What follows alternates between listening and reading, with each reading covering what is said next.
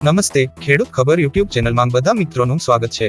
આજની મુખ્ય હેડલાઇન જોઈએ તો જીએસટી બેઠક, શું સસ્તું, શું મોંઘું? સેન્ટ કાઉન્સિલે દૂધના તમામ ડબ્બાઓ પર 12% સમાન દરની ભલામણ કરી છે। ફાયર વોટર સ્પ્રિંકલર પર 12% જીએસટી થતાં તે મોંઘી બનશે। Railway platform ticket, battery car સેવા જેવી સેવાઓને જીએસટી માંથી મુક્તિ થતાં સસ્તી। શૈક્ષણિક સંસ્થાઓની બહાર હોસ્ટેલના રૂપમાં પૂરી પાડવામાં આવતી સેવાઓ માટે દર મહિને વ્યક્તિ દીઠ 20,000ની છૂટ આપી છે। ડિમાન્ડ નોટિસ માટે વ્યાજ અને દંડ માફ કરવાની ભલામણ કરી છે।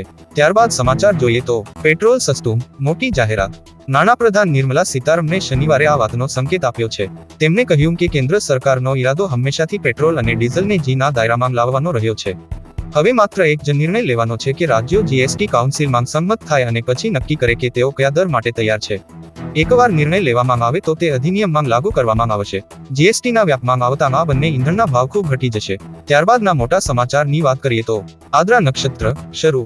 સૂર્યનો આદ્રા નક્ષત્રમાં પ્રવેશ મોરના વાહન સાથે જેઠ સુદ 14ને શુક્રવાર તારીખ 21 જૂન 2024ના રોજ થયો। સૂર્યનારાયણ રાત્રે બપોર વાગીને 18 આ નક્ષત્રમાં પ્રવેશ કર્યો। 5 જુલાઈ 24 સુધી આ નક્ષત્ર રહેશે। મગશરા વાયા તો આદ્રા મેં આયા, વર્ષે આદ્રા તો બારેમાસ પાદરા। થી વધુ મૃગશીર્ષ નક્ષત્રમાં ખૂબ પવન ફૂંકાય તો આદ્રા નક્ષત્રમાં પુષ્કળ વરસાદ આવે છે। એટલે કે આ વખતે વાવાઝોડાને કારણે રાજ્યમાં ખૂબ પવન ફૂંકાયો હતો, તેથી લોકવાયકા મુજબ આદ્રા નક્ષત્રમાં પણ પુષ્કળ વરસાદ પડી શકે છે। ત્યારબાદના સમાચારની વાત કરીએ તો નમોશ્રી યોજના, સગર્ભા તથા ધાત્રી માતાઓ માટે નમોશ્રી યોજનાની રાજ્ય સરકારે જાહેરાત કરી છે, જેના માટે 750 કરોડ રૂપિયાની ફાળવણી કરવામાં આવી છે। જે અંતર્ગત એસસી, એસટી, એનએફએસએ, પીએમજાઈએનએન 12,000ની સહાય, સામાજિક ન્યાય અને અધિકારિતા વિભાગ માટે 6,193 કરોડની જોગવાઈ કરવામાં આવી છે। સમાચારમાં આગળ વધીએ તો બાળકોના આધાર કાર્ડ નિયમ, એનસીઆરની સૌથી મોટી unique identification authority of India UIDAI ના આધાર કેન્દ્રના ઇન્ચાર્જ નિશુ શુક્લાનું કહેવું છે કે બાળકો પુખ્ત થાય તે પહેલા તેમના આધાર કાર્ડને 2 વાર અપડેટ કરવું ફરજિયાત છે। જો તમે આમ નહીં કરો તો આધાર ઉપયોગી રહેશે નહીં। પ્રથમ વખત 5 વર્ષની ઉંમરે અને બીજી વખત 15 વર્ષની ઉંમરે બાયોમેટ્રિક્સ અપડેટ કરવું ફરજિયાત છે। લોકોએ આધાર સેવા કેન્દ્ર પર જઈને નિર્ધારિત સમયમાં આધાર અપડેટ કરાવવું જોઈએ।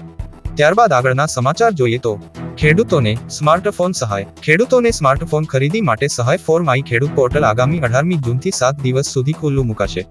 આ યોજના હેઠળ રાજ્યના ખેડૂતોને સ્માર્ટફોન ખરીદી પર ખેડૂતોને મહત્તમ 6,000 રૂપિયાની સુધીની સહાય મળે છે, જેમાં ખેડૂતોને સ્માર્ટફોનની ખરીદ કિંમતના 40% સહાય અથવા 6,000 રૂપિયા બેમાંથી જે ઓછું હોય તે સહાય મળવાપાત્ર થાય છે।